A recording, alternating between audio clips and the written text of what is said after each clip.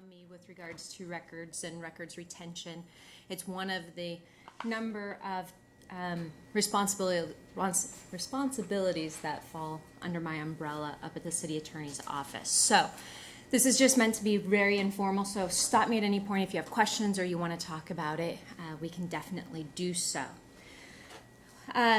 For public officials, we receive records affect us in a number of different ways. Sometimes we get a public records request from the media or the public. Sometimes we're involved in litigation, such as employment cases or tort claims. And that comes up then through discovery. So we have to deal with it in a number of areas. The first question ultimately is, what is a record? This is the basic legal definition under the state statutes. It's all records and documents. So the default rule is absolutely everything you create, you touch, is a public record. What does that really mean in reality when you're thinking about the stuff that you come into contact in your job? It could be email, it could be snail mail, your calendars, if there's audio recordings, social media posts,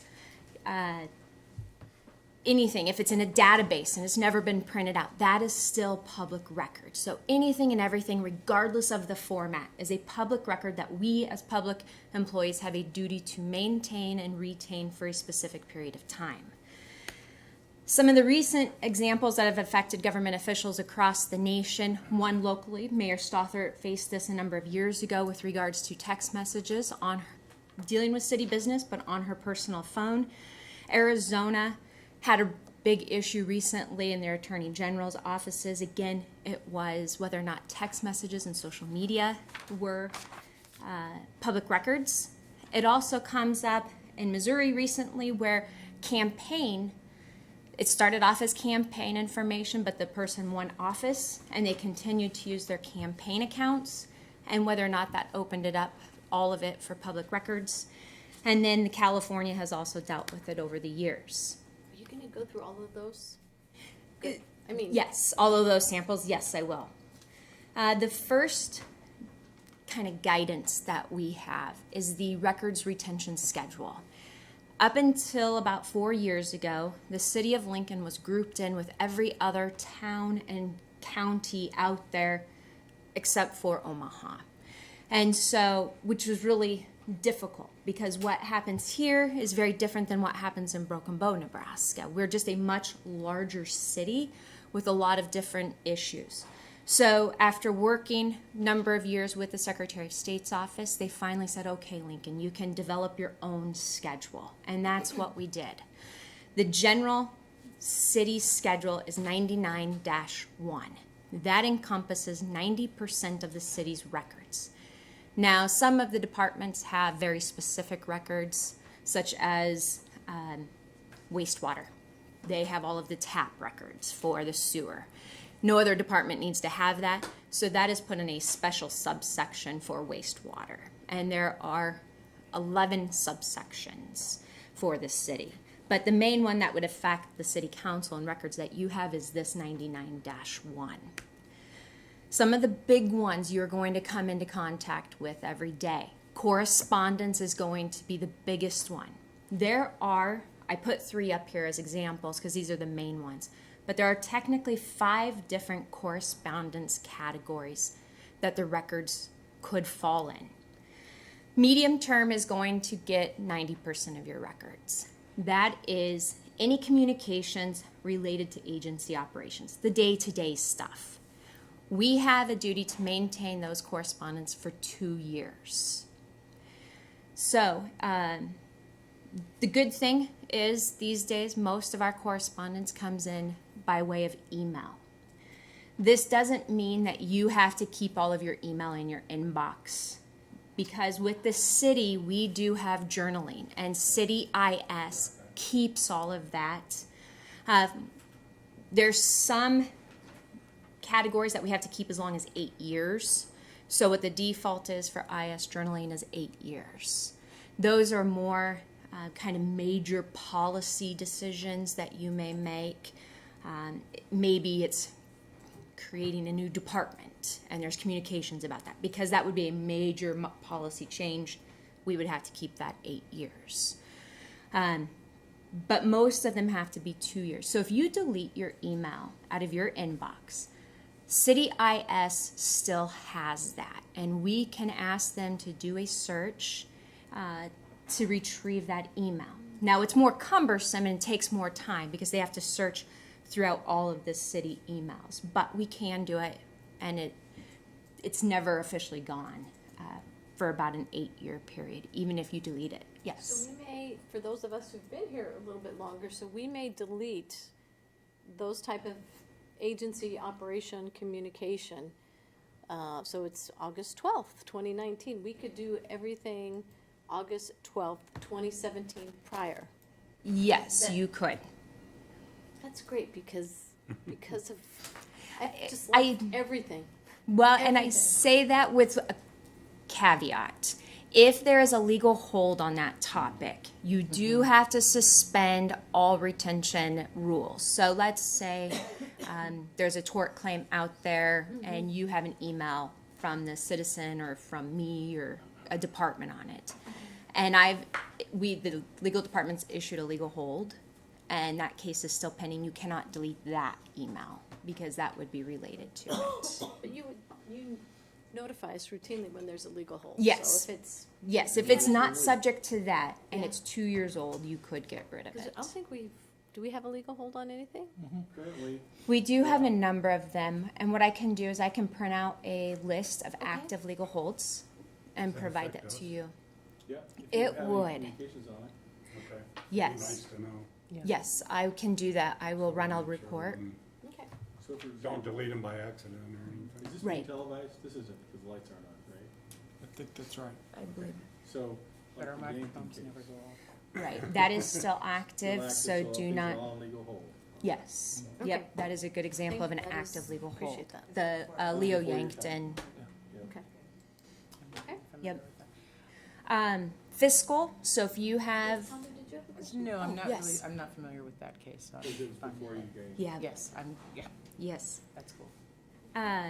Fiscal, if it is fiscal related, budget issues, those have to be kept 5 years.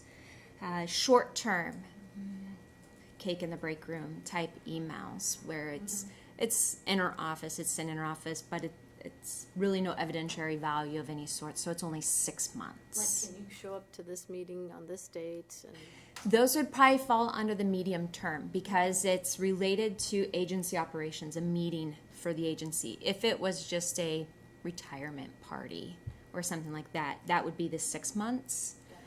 But meetings that you hold, those would be regular communications, so it would be 2 years. So, let's see, so emails saying, can we meet at 2:00 for coffee? That's That would be kind of short term. short term. Right. If it's just kind of a casual coffee. But if there's a specific topic of city business you want to talk about, then you would want to keep it for 2 years. Okay. It really is content specific. We really have to look at what the email is being said or whatever correspondence it is to figure out which bucket it falls under. Again, this is email. We've seen it in the media from Sarah Palin to Hillary Clinton. If you use a private email account to do city business, it is still a public record. And I highly recommend you don't do that because you do run the risk of opening up your personal email. Oftentimes we'll get public records requests that say, hey, we want any communication that council member has had on X topic. And a lot of times we've seen people where they'll forward something they've received in their city email to their private email. So we know private email is being used. So then we say, hey, we need to go through your email. If you have staff that's been able to do it, if not, in the past, the city council members said, hey, will you just go through it and figure out what's public record and what's not. So we've done that both ways. We've worked with the council members, but really try not to use public or personal email. Stick with your cityoflincoln.ne.gov. When's the last time we had a councilman with a FOIA Me, Lyrian, Jane. Last month? I had one, recently? not in the last year, but maybe Yeah. 2 years ago. I think I had one. probably about a year or so ago. It really ramps up, especially during election time, is really when we start to see it. We had a couple with some directors and communications with LIBA, things like that over the years, where that has come up. It's starting to be more and more because this is something that the public is starting to be aware of as a utility. There was a media group, thankfully it didn't hit Nebraska that I'm aware of, where they have the Sunshine Laws Day every, I don't remember what month it's in, April or something like that. And what they did was they randomly sent out 500 public records requests just to see how various governmental entities responded across the nation. And then they wrote an article about who responded and what it took, things like that. So they're doing it just on test cases like that. So we are starting to get these more and more, which is why we're trying to do a better job of educating and making sure you guys are aware of that. The other thing is campaigning, trying to silo those into two very separate, keeping your city business as one, and then when you are up for campaign, do a completely separate one to keep it siloed and separate. I know that's difficult, especially once you're in your office and you're running for re-election, but try and keep that in mind if you're in that situation. Text messages apply just like any other correspondence. So it is up to you, the end user on the phones, to download, save your text messages if they are city related. And again, this is on your personal phone or a city issued phone. This is another big one that's really gotten city officials, thankfully not here, into some trouble on what their text messaging. There was, I think it was North Carolina. North Carolina seems to have a lot of these, where during a city council meeting, two city council members were kind of talking about the person who was speaking, like, oh, really, him again? And they noticed that because it was during the meeting, and they asked for a public records request of all text messages sent and received during the city council, and those came out. Not something they really wanted to have It's out. essentially what happened in Puerto Rico, although it wasn't a public records request, it was a leak. But Right. that was The same the theory. people on a listserv that were making a bunch of awful comments. Right. So it's starting to come up more and more. So just be aware of that. Even if you're using your personal phone to conduct city business, it is still subject to the public records law. It also has to be maintained according to the correspondence bucket that it falls under. So We're obligated to, for example, I think my city council phone is set to delete so many text messages after like a week or 2 weeks. yeah, or- you can either change those defaults. If you have an iPhone, a Samsung, Microsoft, you can go in and change your default settings to either retain all. What I would really recommend is that you get into the habit of downloading your phone every few weeks. That way you know you have everything on there. It could be to the cloud, it could be to your computer, however you have it set up. But make sure that you're transferring it to the computer or to the cloud. That way you always have it just in case. Old school, there are some departments here that still have some flip phones, and they've had to copy and go screen by screen to make photocopies of those as well. So keep that in mind. Text messaging is so convenient, but it really is difficult or burdensome to maintain and manage all of those. Our office does have software for iPhones that we can easily download onto ours, but we don't have Samsung or other Android The devices. council all has iPhones. iPhones. Can we get that? Fabulous. I've never even thought about Definite- downloading my Text messages. text messages, so I don't know how. Right? What I don't know how either. we can forward you the information that we have for the software. It's really inexpensive. And so maybe as a department, Is it it's an less than $50. I couldn't tell you the exact amount Is it for an that. app that we can? It's not. It is on the computer. Our paralegal has it. And do we need then to buy that with personal dollars? No. It should be something that the department could Okay. pay for and use it that Can we way. install it on our laptops?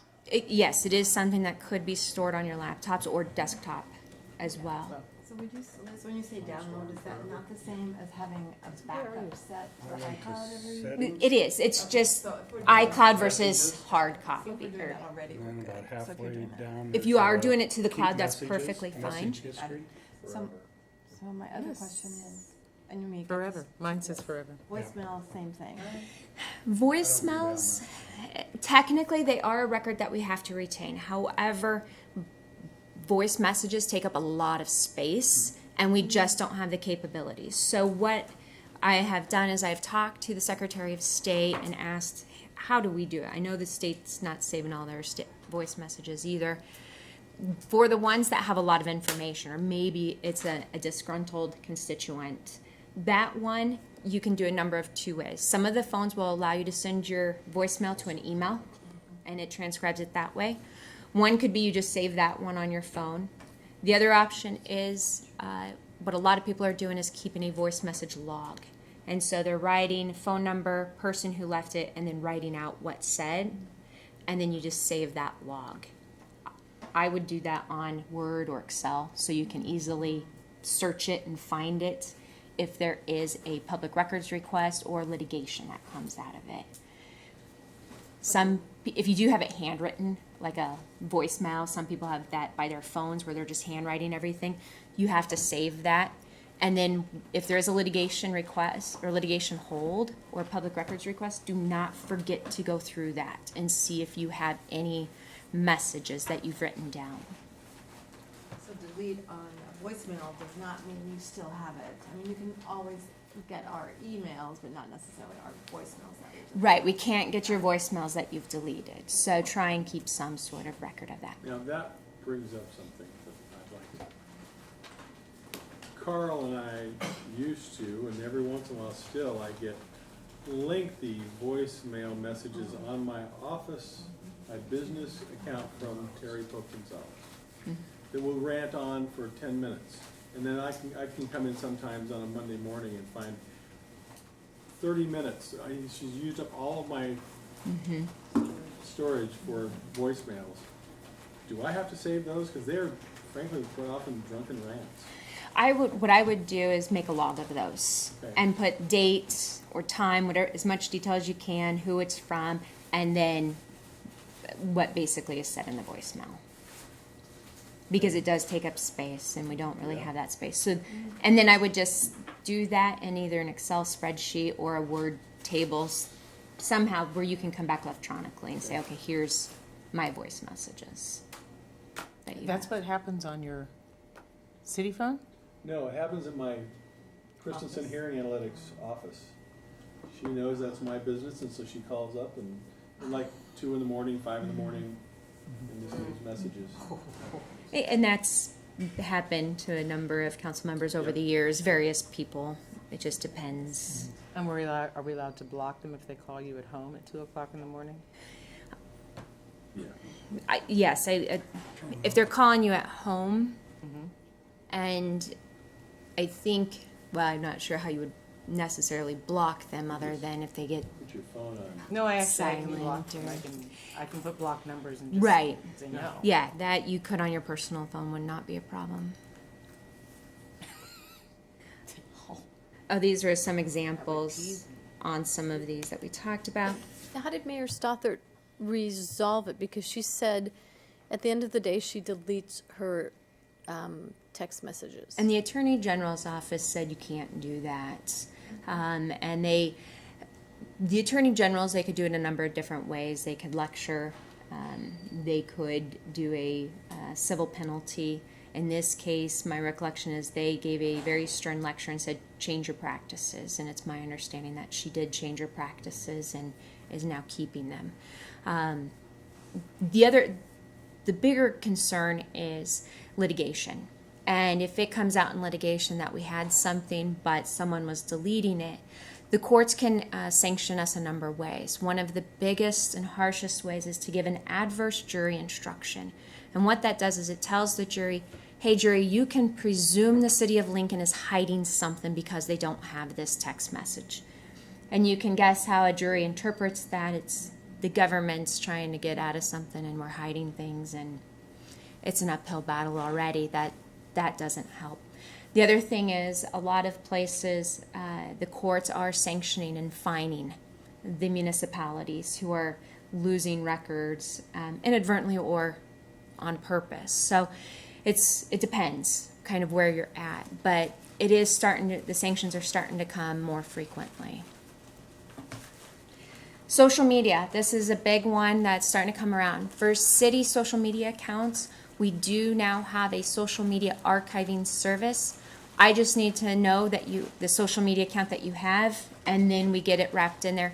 I don't change anything, it just simply archives it. No one else has control. So if you do have a social media account that you're using, let me know so I can get that set up so it's archiving. Again, just like everything else, it depends on what the topic is, but most of them are 2 years.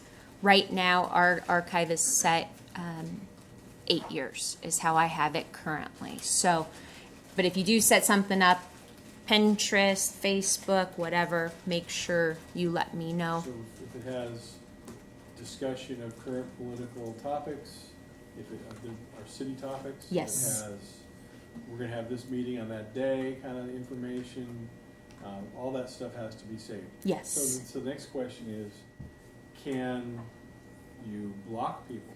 Great question. Can you delete their messages? Great question, and no, and it depends. You have to now think of social media as the steps on the courthouse or the steps of the Capitol, where this is a public forum. So First Amendment rights are implicated. And because we've created a public forum, we can't ban people from that. Now, what we've been working with, our office along with the communications, CIC or whatever their title is now, I apologize, are trying to come up with consistent rules, because social media was very siloed in the departments. Consistent rules that, hey, we will not tolerate profanity, discrimination, those types of things.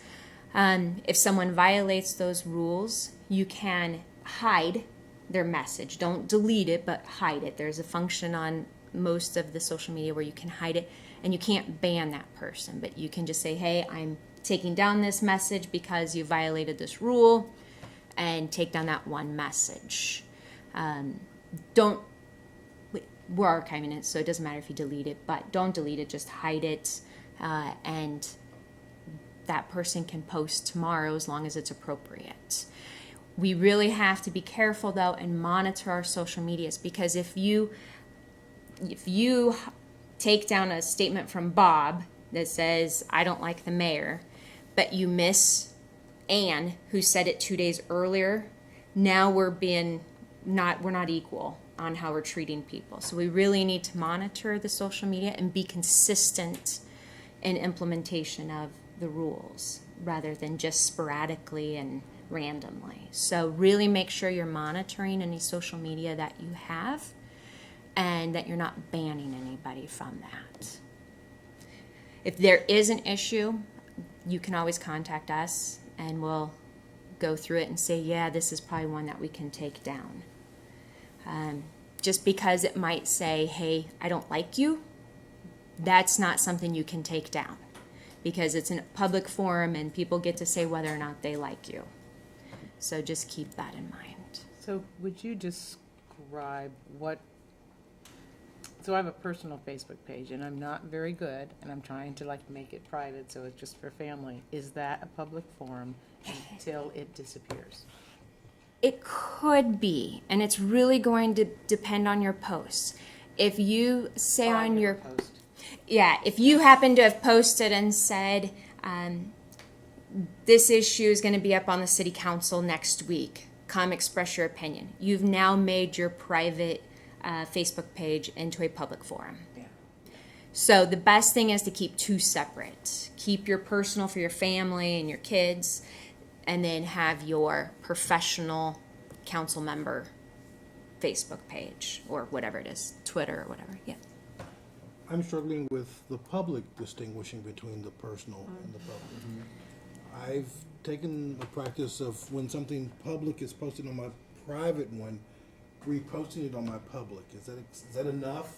That I think is enough. The case law's not real clear. There's only about 5 cases out there. None of them are here in Nebraska. But I do think that would be appropriate to say, you know, this is my personal one. I'm moving it over here. Share it to my public. Right.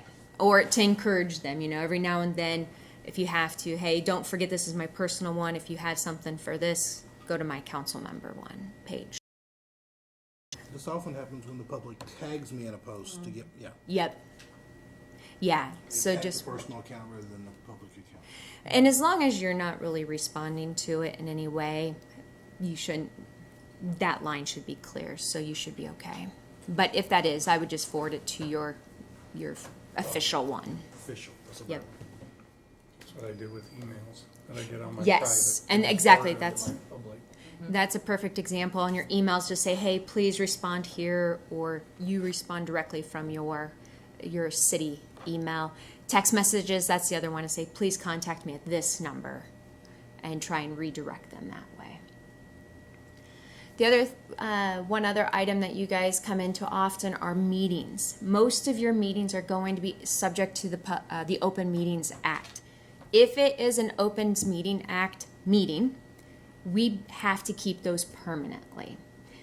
And then if we ever do decide we want to get rid of them, we then have to contact the state archivist and say, hey, Gail, do you want these? And she'll go through them and decide what she wants, what she doesn't want. So just be aware of that. If it's not a meeting subject to the Open Meetings Act, then it's just whenever it's no longer of reference value. You're not going to run into that too often, because if you're involved, it's probably an Open Meetings Act meeting. So if you do have audio, but then it's transcribed into paper, we only have to keep the audio for 1 year, but we have to keep the paper copy forever. Yeah. And a couple other items that you guys might come into, I just want you to be aware out there. Citizen complaints, 2 years. That's consistent with that medium-term correspondence. Calendars are 2 years. If you are keeping them in the city Outlook, that's kept forever, so you don't have to worry about printing those off. But if you are using your own personal calendars or a hard old school calendar, make sure you're keeping them for 2 years. Any policies and procedures that you may enact just as a department, we do have to keep those 6 years after they've been superseded. And then finally, press releases. If you issue any press releases, it's 1 year after the press release is made. Would you go back to 6 years after superseded? Yes. So let's say in 2016, there was a policy change and you said pre-council meetings are now at 1 p.m. instead of 1:30 p.m. That one, it's the old one. In 2016, we would have to keep till 2022 now. So it was superseded in 2016, so we just keep it for 6 years. Okay. The biggest time that comes up is in litigation, and it's usually an employment litigation where they say, what was the policy he was disciplined under? And that was 6 years ago, so now we have that old copy still. One thing I do want to note that if you have a paper copy, you can scan it into a PDF version and get rid of the paper copy and keep the PDF. You don't have to keep the paper copy or both versions of it. As long as you have one, you're okay. So if you have a bunch of paper you want to get rid of, just scan it, save it as a PDF, and you can get rid of the paper. And I just want to mention this very quickly. Public records requests, some key points to keep in mind. Under state law, we have the first 4 hours of any public records request that it takes to gather this information is free. After the 4th hour, let's say it takes 5 hours to gather all the emails that they've asked for, we can charge for that 1 hour. That's over the 4. The other thing is we can charge for copies, but it's the actual expense of the copies. We cannot inflate it to reflect the employee's time to do that. It's the strict copy, paper, toner cost. We also have to respond in some way within 4 days. That doesn't mean we have to necessarily provide the documents within 4 days, because sometimes it will take longer to gather. But we do have to respond to the requester in some fashion, saying, hey, it's going to take us X amount of time, or so-and-so's on vacation. In order to make sure we have everything, we'll respond to you by X date. So we just need to make sure we reach out to them within 4 days. The other quick topic is legal holds. There is an administrative regulation, number 40, that covers these if you do have any questions on that. Basically, it looks like this. I know it's a little hard to read, but this area here, it'll describe the case and why we're issuing the legal hold. Someone, if you're getting one of these, someone has indicated they've reached out to you in some fashion. They may or may not have. That might be correct or incorrect, but we're sending it to you because someone says, oh, they've contacted the council members. So what we do is ask you to go through and look. We give you a checklist to kind of remind you, hey, don't forget to look here and here. And then we're asking that you fill this out. If you do not have any records, just check that you have nothing and sign and return to me. That way, if we're ever called into court, we can prove that we've done our due diligence, that we looked. It also reminds you that, yes, on this date, I did check everything. If you do have stuff, note that, and then we'll reach out to you. Either you keep it, or I might say, hey, why don't you just give it to me? I'll take it. It just depends on how much it is and if you still need it. Sometimes it's something you still need, and it's like, well, okay, that's fine. You keep it. I'll have this to jog my memory that I need to come talk to you later, or get a copy of it, something to that effect. So either way, even if you don't have anything, sign this and return it to us so we know you don't have anything. And I think you sent one out for the Yankton issue. Yes. And I remember, like, well, the only thing we had was the meeting notice that it was going to come before us, and that was it. That was an executive session too. Right. And there were a couple of you that did have some other external outreach from him. And so it's one of those where when we get that, we don't know who that person may have contacted, so we just send it to all of you just in case. Because some of them send emails to everyone. Other times they just go to the person that's their district, or someone they might have known from a previous relationship or something like that. So the default for us is to do all, just in case. Explain that. And again, this includes your personal devices if you do city business on them. So don't forget to check your text messages or your personal email if you're using those. Again, sign it if you don't have anything. This is just one example where this little Rhode Island town or Washington town got fined $10,000, but it was a town the size of Kearney. And one of the trends that we're seeing is judges fining cities based on kind of their budget or the size. So a fine for the city of Lincoln probably would be much higher for us than a little town like this. But However, Mercer Island is populated almost exclusively by millionaires. let's see, then it should have been more. There's a lot of money on Mercer Island. So They did destroy records. they did. Intentional? I believe inadvertently is that case. They just didn't realize or know. What we come in and see is a lot of things as well. I thought that department was keeping it, and they thought that department was keeping it. And so trying to improve the communication, because so many documents are shared between the departments. And the default typically is whoever created the document should be the person who's going to retain it. However, you get a bunch of stuff from the constituents. They're obviously not part of the city. So if you receive something from a constituent, it's your duty to retain that. But if you're not sure, maybe it's documents shared amongst yourselves. Hey, who's keeping this? Or are we going to give it to Angie? Or how are we going to retain it? Just make sure the communication's there beforehand. The other big thing is in contracts, making sure our contractors know, because that duty extends to them for any projects that they're doing for the city. Question about our hard copy agendas of meetings. Quite often, at least in the past, I don't do it anymore, but in the past I would write notes Good on point. there. And my understanding is those have to be retained? Yes. if you do keep notes sitting in a council meeting or a meeting like this, make sure you're retaining those because those do need to be kept. Yes, good point. That's a good reminder. Doodles don't have to be retained, though. Some people might say they should be retained if you're sitting in council and you're doodling. I know there was a request, sometimes, can we take a break? I need to run to the restroom. We better keep that as well. So make sure you're keeping all notes. I'm passing notes. Is to it each other. possible to have a personal diary that is not discoverable About city business, about your opinions or memory of city business? it depends, I think. It would depend on the situation and probably the topic. It would probably be a case-by-case review of it, I I think. don't know that I've ever seen case law dealing with I'm- that specific defense of saying, well, this was just for my personal memoirs and it wasn't meant to be shared with anyone else.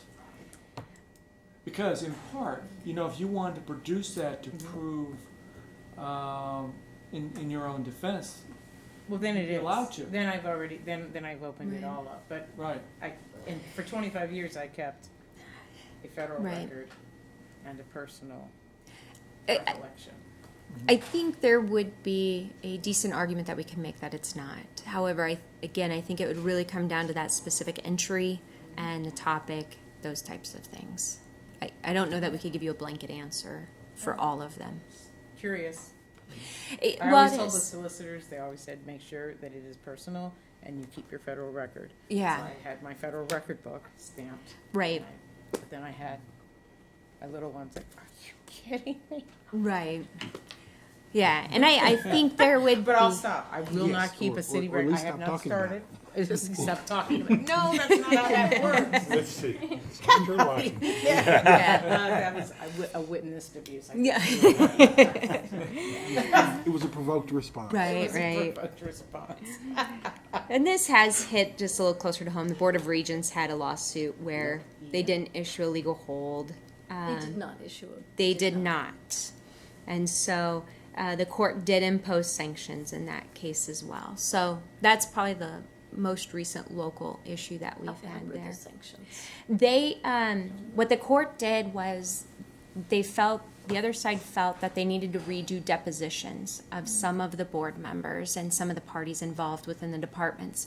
And so the court said, okay, Board of Regents, you have to pay for all of that.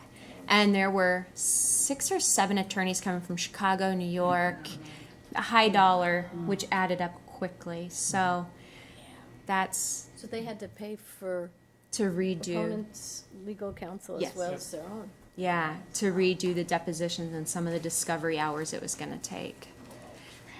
Yeah, so it adds up fairly quickly when you get those lawyer hours in there. But, and this was just another one. But any questions? We covered a lot and only hit kind of the highlights. But if any point you have questions, do not hesitate to reach out to me. Stop up. Been there, done that. Yes, and I greatly appreciate that. That way I know everyone's on the same page and we're doing what we need to do. All right. Meetings. What if you don't know or a topic comes up? You're sitting and talking to somebody and then they say, well, I see such and such on your agenda. What are you talking about? Or what's your thoughts? If it's not the topic of the meeting, do I need to? give us an example, hypothetically, what kind of meeting you're I talking would about. say I'm meeting with a home builder and they're talking about buying a lot from me.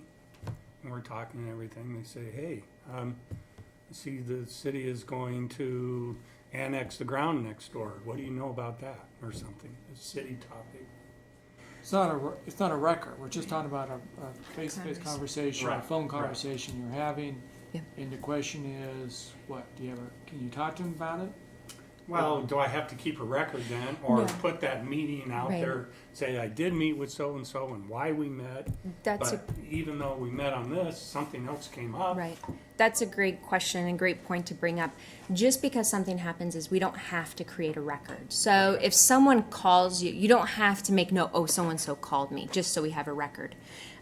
It's only if those records are created. So let's say that builder gave you a document saying, I think you should discuss this at the next city council meeting. Keep that document. But you don't have to create a document that details your meeting with that individual, or if it's a telephone call. The telephone records that we have are just like your home phone records, where IS can print off who called when and what that number was, but we don't need to keep detailed notes of what those conversations were. So that's a good clarification point to make. We don't have to create records. So just be aware of that. It's just if a record does exist, make sure you keep it. And if anybody's in doubt, just call Liz. Ask me. Call Liz. I'd love hearing from you guys, so just step on up or give me a call. All right? Thank you very much. Thank you for the review, it is so helpful. And just for my record, Liz, what is your last name again? Elliott, Elliott. Since I've made this, Sure, go on the record that you're keeping a record. If you do have, Yeah, no. if you do ever want to find the retention schedule, if you go to the city homepage, type in retention here. Oops. Okay, that's good to know. Yeah. And then it just takes you right here. It's the city attorney's page. You just click here and it'll take you to it. These are all of our subsections. And just so you know, the fact that we have our own is because of Liz. State of Omaha, when it was being passed through the legislature, they got exempted. They did. So it's in state statute that the city of Omaha is exempted. And the senators are From what? exempted too. Yes, the From state. having- All the state From the senators. state records retention schedule. So the state statute says Omaha can set up their own. But for Lincoln, what happened was Liz worked with the state and said, please, please, please, Please, and please, finally please. got them to go along. So that is no small thing. Yeah, it did take a while, but yeah, Omaha back in the 70s was exempted. They had great senators or something that was thinking ahead. But yes, the state senators also exempted themselves, which is, It's questionable. That is questionable. Can we exempt ourselves? I wish. I wish. I don't see how they it could doesn't seem fair. legally exempt themselves. They make the law. Yeah, since they make the laws, they get a. I get it, We but could talk about Yes. what. So if any of you are gonna someday go state, Yeah, that USA. you can think about Yes. Yeah. changing it a little We bit. did retention big time in Yes. Congress. I mean, No, it it's took not about hours. records, it's about other things that they Yes, don't have to yes. Yeah. abide by. Health Yeah. insurance was gonna be the same as Gentlemen theirs. with Thank you all very much. the rental. Same as theirs. Yeah. hey,